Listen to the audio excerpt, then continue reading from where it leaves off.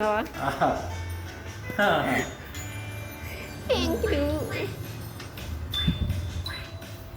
ป้าไปป้าเมื่อคืนลูกร้องไห้ลูกจีนร้องไห้ที่หนูถามว่าหยังน้องให้หยังทำอะไร น้องยังอยู่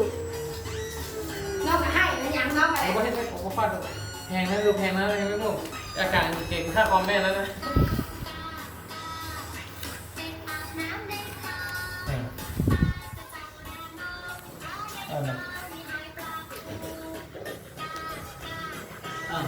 อ๋อ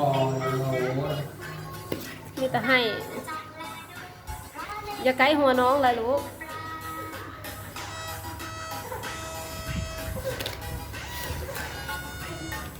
อ่ะสอนเมื่อคืนนี้เพิ่นเบิ่งเจ้าอันนั้นเด้ให้อันนี้นะนั่งน้ำกินนี่ต่อนั่นมาเห็นไหมอยากเรียนตรงกันไหมมันจะบริยามกระดานกัน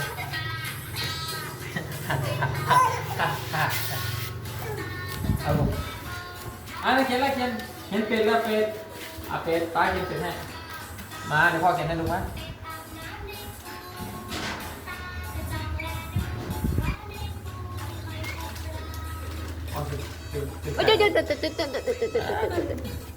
น้องเป็นวัดลูกบกวน